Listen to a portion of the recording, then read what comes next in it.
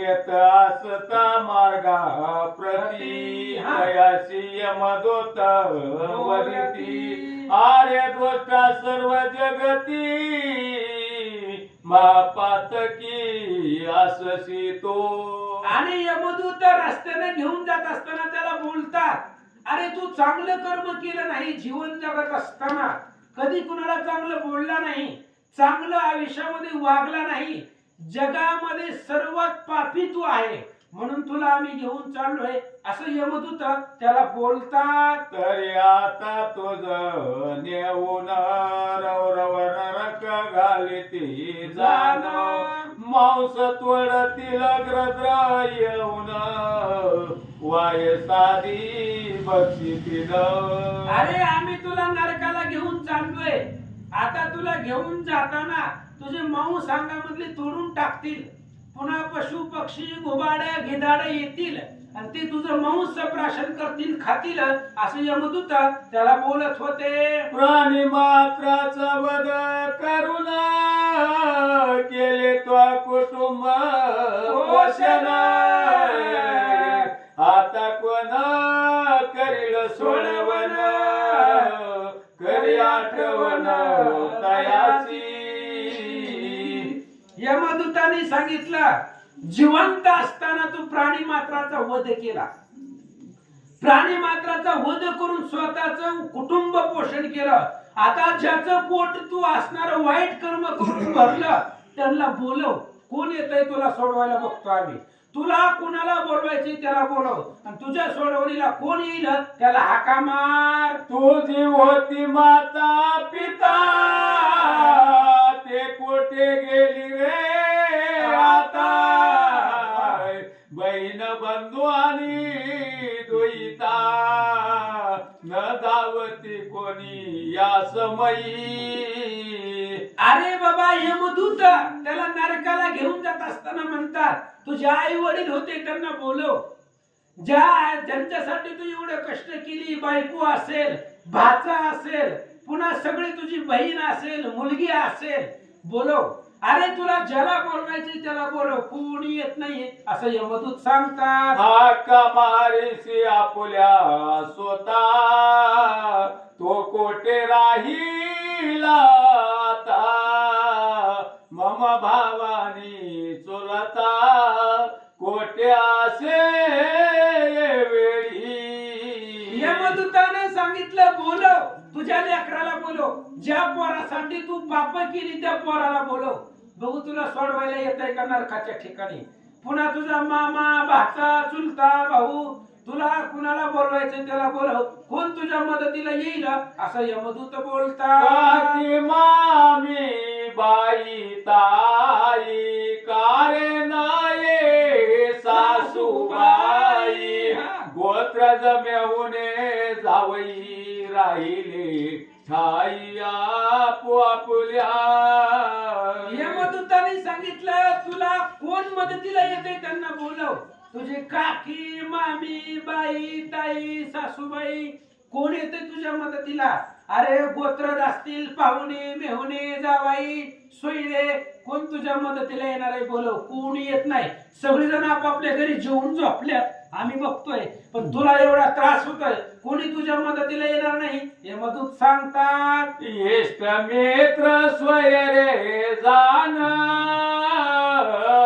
स्त्रिया कानये ग्रह टाकून माझे माझे करून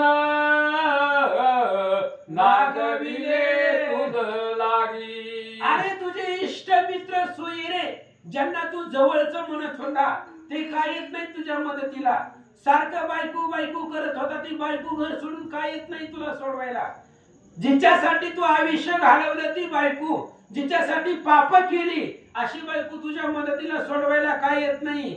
अरे माझं माझं माझं करून सगळं तुला असणारं नागावलं गेलं, आणि वाईट कर्म तू जीवनामध्ये केली, ज्यांच्या लोकांसाठी केली, ज्याच्यासाठी केलं त्यांना बोलव तुझ्या मदतीला. जो कात्रलो त्याचा पिता दया लागी न स्मरता मागेशी का कुळती मधुता आम्हाला गोनी येईल.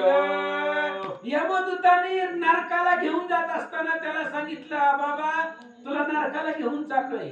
अरे जो त्रैलोक्याचा स्वामी आहे, आणि त्रैलोक्याचा स्वामी कोण आहे? त्रैलोक्य राजा श्री रघुनाथ, त्याचा पाहू नको अंत, त्रैलोक्याचा करील घात, निमिषार्धात क्षोभोडी. त्रैलोक्याचा स्वामी असणारा राम, आणि त्या रामाचं भजन तू कधी केलंच नाही, कधी रामायणाला गेलाच नाही, कधी पुतीला गेलाच नाही. अरे जर तू कधी रामायणाला गेलाच नाही तर तुझी दया आम्हाला कशी येईल? एखादा जरी अध्याय वाचला असता, ऐकला असता. महाराज कुठं आला? औरंगाबादवरून पुतीला आलेत डायरेक्ट. मी बघितलं बॅग घेऊन आलेत. म्हणजे एवढी आवड आणि प्रेम आहे महाराज. मग एवढी एखादा अध्याय असं जर तू धावपळीनं वाचला असता चुकून जरी, तरी आम्हाला किंवा आली असती ना तुझी.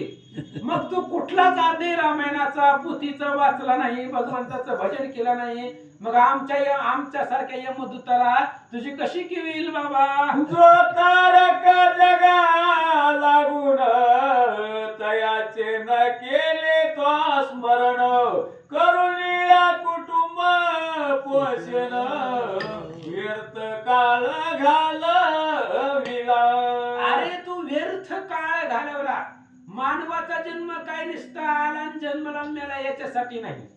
जीवनामध्ये त्रैलोक्याचा पिता असणारा त्या भगवंताचं स्मरण कधी केलं नाही, दान धर्म पुती पुराण कधी केलं नाही, माझं करून सगळं आयुष्य तू वाया घालवलं असं यमदूत बोलतात. अरे अंत काळाच्या ठाई न सोडावी स्वैराव्याई, जो का जीवाचा जीव लाग पाही तोही कामी पडेला.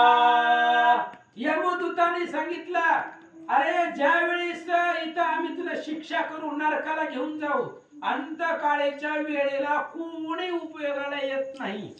तुझ्या कितीही जवळचा असू दे तरी सुद्धा तुला नरकामध्ये जाताना तू वाचवणार नाही, तो मदतीला येणार नाही. म्हणून जिवंत आहे तोपर्यंत भगवंताचं स्मरण कर. तू केलं नाही असं यमदूत बोलतात. तुझ्या पापाचे विभागी जाण नव्हते कुटुंबा माझी कवन, जरी करिता श्री हरी स्मरण तरी दहन पाप होते.